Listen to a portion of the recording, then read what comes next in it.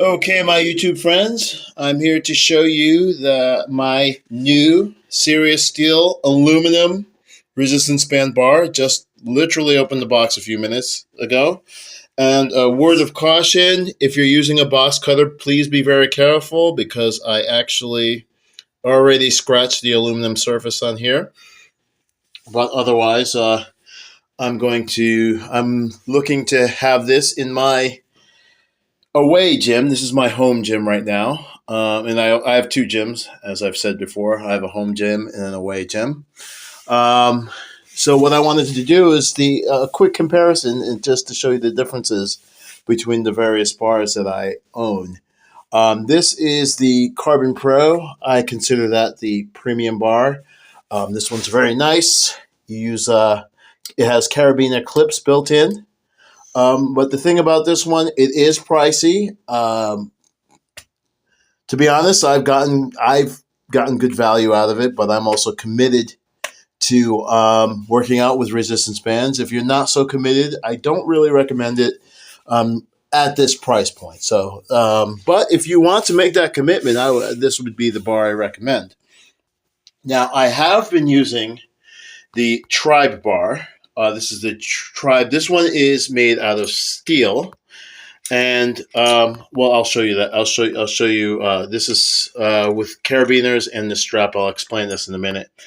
And now here is the aluminum's Serious Steel bar, which I just bought as soon as they released it because I actually got a preview at this at Home Gym Con, and I thought it was a great bar. And I think he actually I can't remember if he told me, but I think he actually did tell me that the price point was going to be where it is. So this was $89. I got a slight discount with a coupon code. I think it's right on their site. But the thing I like about this is that it is basically a direct hook, and I prefer hook based resistance bar accessories, resistance band accessories. Mainly just because of how easy they are to load, as you can see. The squat harness now, the squat harness V4 actually has a similar type hook, where it's just open-ended hook, and you just throw your band in there. You can also buy for the V3 and V2. You can also buy that same accessory. Now, I generally well, I'll explain something else in a minute as well. But let me just explain the band loading on each of these. So you see how that one loads. Obviously, this one is by clip. And let me just show you that load here. Oops. It's hard to do this one-handed, but the idea is you open this clip, put the band in. Similar concept. Now here, and I use this band intentionally because, as you can see, using this type of carabiner, I had to make a hack in order to be able to fit the resistance band. And what I do is I use one of these. They call them either hammock straps or swing straps. And basically, you take that and you take the strap and then and then hook it around here. And this is how you would use this. Now, obviously, this is the most difficult to load.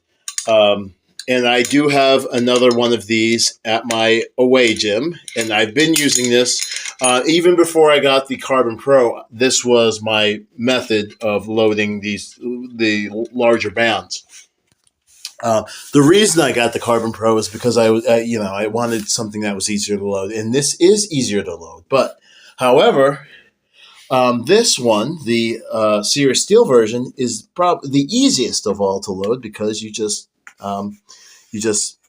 put it right through there, and it's very similar to what I do with with the latest V4 squat harness, which I don't believe I've posted a video of yet, but I will. Now, I typically don't use the bar. Now you'll see how that this bar is long. Now let me show you something really cool. Both the Tribe and the Serious Steel come apart into three separate pieces. And this is great. One, it's great for packing for travel. And so I'm not going to carry my premium bar around. I'm not going to travel with that. I don't want to break that bar, especially after paying almost $200 for it. This bar here was around $70, and then this one was around $80 to $90, depending on whether you use a discount code or not. But if you see, this has a uh, nice rotating collar here, but it also breaks down. Now, the second reason I like this is because you can make a shorter length bar, which is this is the basic length that I prefer. So again, for the past year now, I've been using. Um, well, I still use a version of this resistance band bar in my away gym. I keep this one. This is in my home gym because I use this generally for pull down movements. Because I do have anchor. I do have anchors up there. I just find it easier to work with this for the pull down, tricep push downs kind of thing. Whereas this is more for the rows, the curls, rows and curls basically, and shoulder presses. So this is more for like kind of the up and down movement. And this is kind of more for the downward movement. So that's why I still kept my tri bar here. And then this will go to my away gym. This will be kind of like the counterpart of my the Carbon Pro bar from Clench Fitness. Yeah, so that's basically the roundup of the bars that the resistance band bars that I have, and this is the new addition to the family here. And like I said, it will be in my away gym, and it'll also be just my easy to load resistance band bar. In fact, this looks to be the easiest to load, but we'll go through a workout. Maybe next week I'll give a review on it. Thanks for watching.